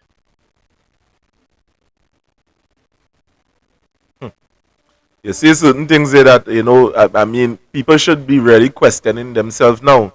Because if it is that we have this close relation right now with the US, and the US is in Trinidad, a matter of fact, training with the soldiers and things in case of anything taking place, is our soldiers in Trinidad and Tobago will be involved in any operation that is imminent to take place within Venezuela. And that is a question that should be answered before it takes place. It shouldn't be, you shouldn't tell us after. I mean, no, and that's frightening. We should know. Mm-hmm. Right? We should know. We're hearing rumors that they're going to station down in the American soldiers going to station at Bayanara. I do not know. I have no evidence of that, but we're hearing rumors. And in order for rumors to clear up, somebody in authority had to clear up that rumor. But in Brian Lara Stadium, and the ban all fets in Brian Lara Stadium at this point. They say they ban fets, but they say that's not the reason. I do not know. I do not know. I cannot say. Right? I cannot say that is the reason. But rumors out there. We heard the Prime Minister said it's concerning the noise pollution, and she's the head of the executive. She's the head of the National Security Council. She's the chairman of the National Security Council, right? And if that's so, right, we must also get the assurance that the Prime Minister speak on that, and that is and no soldiers from no foreign land is going to occupy there, right? The stadium is to prevent noise pollution. Yeah, but the EMA. Yeah, but Wendell, you ain't find that kind of strange. I mean, you ain't ban certain things in the streets. I mean, where Brian Lara Stadium is practically situated, I mean, it don't have much houses and things around Brian Lara Stadium. I mean, Let me be clear. You don't have a place where you have noiseless travel, right? Soundless travel. So you don't know, but the reason, right? But some do travel. Okay. Because even in Queens Park, Savannah, when they're having their big fete and things, the neighbors wrong. It's at a certain time they have to cut off the fete. It go to 2 o'clock. Sometimes it go to 4. Well, that is something interesting that you would have been, you would have said just now, and if there is allegation that is floating in the public domain concerning soldiers might be operating or occupying the Brian Lara Stadium, and that could be the reason why the Prime Minister may have banned anything from taking place. I believe the Prime Minister of Trinidad and Tobago needs to clear up that fact. Yeah, because although she might be she's the head of the National Security Council and head of the executive, right? She have other ministers who could clear up that. You have the Minister of Defense, you have the Minister of National Security, you have the Attorney General, and you have the Foreign Affairs Minister. And they are very key component of the government of Trinidad and Tobago. They hold very key position in the executive of the country of Trinidad and Tobago. So if we hear words from them, which meaning, because when the security arm meet of the country, it comprises Prime Minister, who's the chairman, the Minister of National Security, which is now the Home Minister of Home Defense, Homeland Security, and Minister of Defense, Foreign Affairs, along with the heads of the departments of the Protective Service of Trinidad and Tobago, and the Prime Minister invite whoever to see it fit to sit at those meetings. So any one of them could come and say, what we are hearing here, so that population will not be only we're hearing certain streets have been blocked off. We do not know how true it is. Right? We do not know if we will see an increase in traffic along certain part of Trinidad. So these are things the population must know, right? We don't want to be in a situation where we are panicking, where we are fearful, right? Where people are frightened. And we don't want to be caught with our pants down. Right? With only certain people know certain information, while the wider population do not know. I want to ask you an obvious question here, Wendell. Now, you would have seen, you're alluding to the factor that information is not forthcoming. So, the opposite to information that is not forthcoming, what you are really saying is that the relative information is not being made accessible to the average man in the streets. Is that what you are saying? Yeah, and I'm glad you said that. And also, too, we must not be fed with rumors. Right? We must not be fed with rumors. We don't want rumors as being facts. We want facts as facts, and not rumors as being facts. And we also must be careful with people. It have people who will want to see bad for this country, Trinidad and Tobago. It have people who want to see us fall. And we have to be careful too with the messages that people sending out on Facebook. Yeah. Right? We have to be very careful about the messages people sending out on Facebook. Because we don't want people sending out messages on Facebook and trying to get the public in more panic So people who operate Facebook shouldn't listen to they say and them say and hearsay, especially this period that Trinidad and Tobago is in right now. We don't want rumors. We don't want lies. We want the truth. We want the truth and the truth alone. And the only way we can get the truth is from those in authority. And those in authority must tell us the truth. And Wendell, you know he's a difficult person to get on these lives here this evening, but let me ask you something in a nutshell. I mean, if you were to say concerning the performance that you are seeing so far from the present government, how you read them? Let's say on a scale of 1 to 10, how you read? On a scale of 1 to 10, I will give them a year before I rate. Okay. You'll give them a year before I rate. Anything else? Anything else that anything else I will be lying. Anything else you want to add? You understand that you know that you want to add, that you know you forget to say that you want to say. You know, anything else you want to add to the discussion before we close off here this afternoon? The only thing I wanted to add, and I will close by what Nelson Mandela said: your enemies should not be our enemies. Right? And the Caribbean and Trinidad and Tobago must remain a zone of peace. And Wendell, before you go, no, I realize you're going to bring back your show in the in Woodford Square. I mean, tell us about that before you go. Don't feel you're escaping. Tell me about that show and when it will be, and you know we go like to broadcast it on the platform. So you know, tell us when and we. The Eversley show will be back on, and it will be the first Tuesday in December. Okay. Tuesday, Wednesday, and Thursday from 12 noon to 2 p.m. Okay. It will be live. Right now, I'm making sure I do everything correctly. Cross my I's, not dot my I's and cross my T's. I'm sending letters to the Port of Prince City Corporation. So I'll make sure that I get the use of the Woodford Square, which is the People's Parliament. In Woodford Square, you get all talk when it comes to politics. Anything you want to hear, you come to Woodford Square. And I'm also inviting you to also to cover the opening of the show. Well, no problem. I go be there. I go be there to cover the opening. Well, thanks for the info. And thanks for having me on your program today.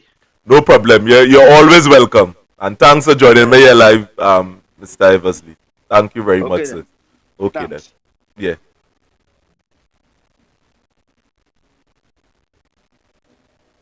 Well, to you, the people at Trinidad and Tobago, that was Wendell Eversley, who would have joined us here live, speaking about issues that is concerning him, family, friends, and people in Trinidad and Tobago. And it's always concerning. Sometimes, you know, you have to hear, not sometimes, but all the time, we must listen to words from the elders.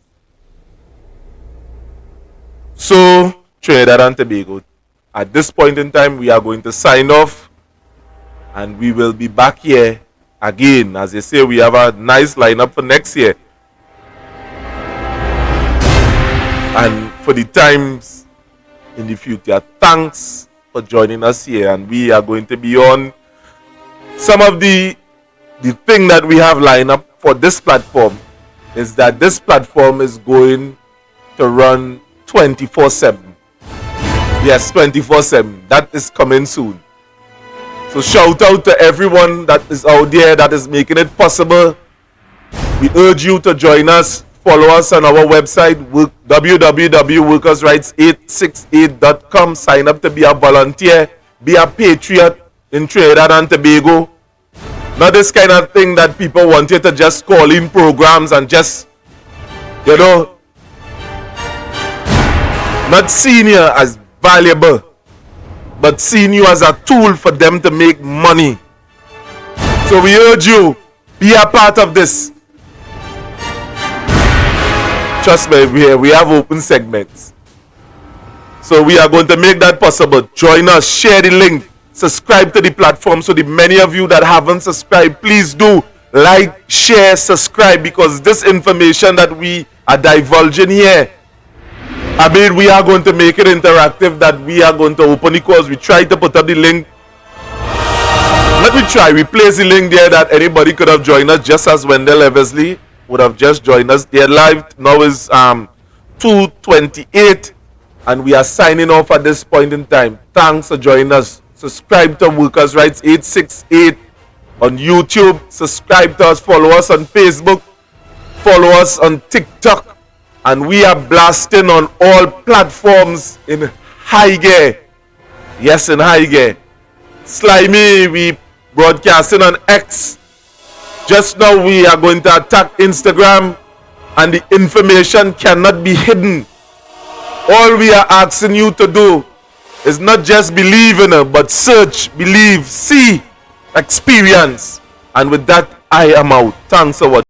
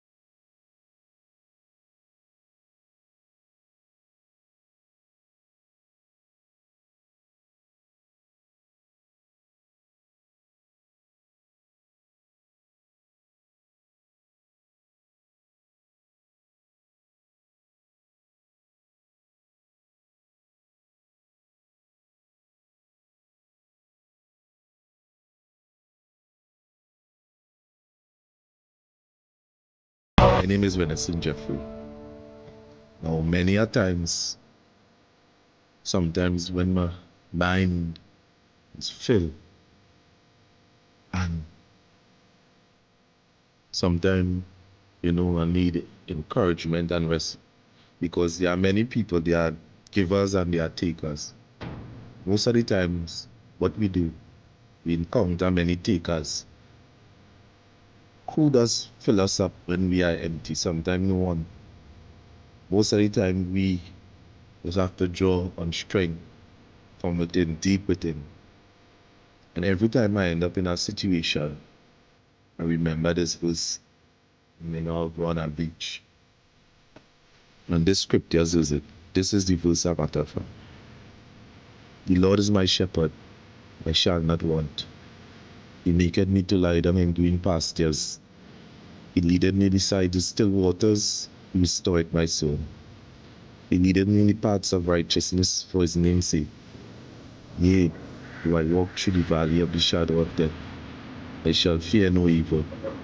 Thou art with me, thy rod and thy staff may comfort me. Thou preparest a table before me in the presence of my enemies.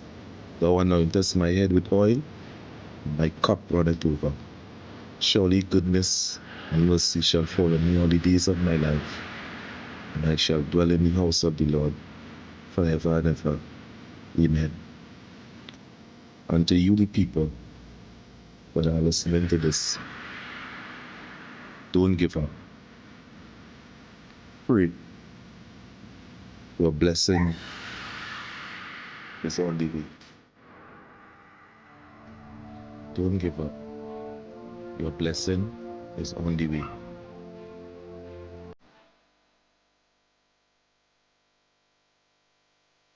You're going to be alone in the toughest times of your life. Those moments, they make you wise, mature, and fearless. No matter how much good you do, people will always remember your mistakes. That's just the game. No is one of the most powerful words you can use. Don't be a people pleaser. Stand your ground. Prepare for the best, but be ready for the worst. To get somewhere, you got to leave something behind. It's all about timing. If you don't let go at the right time, you're left with regrets and complaints. People want you to succeed, but not more than they want it for themselves. When you're working for someone else's dream, you're sacrificing your own. Bad times, they're a blessing in disguise. They wake you up to the good things you took for granted. No matter how nice or respectful you are, some people will still talk behind your back. That's life. And here's a harsh truth. The people you love can be your biggest weaknesses. So stay strong, stay focused, and keep hustling. Life's a game, and you gotta play it smart. Drop a 100 if this resonates with you, and hit that follow button, because this account is for you. And remember this, hustlers, you're gonna be alone in the toughest times of your life. Those moments,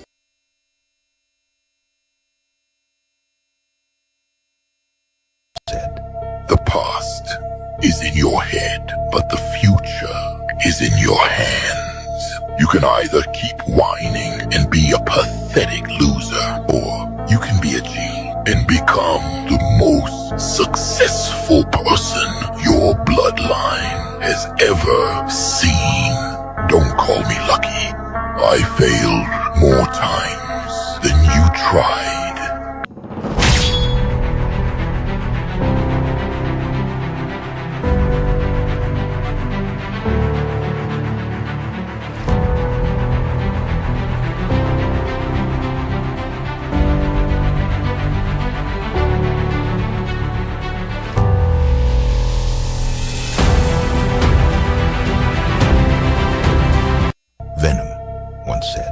The past is in your head, but the future is in your hands. You can either keep whining and be a pathetic loser, or you can be a G and become the most successful person your bloodline has ever seen. Don't call me lucky.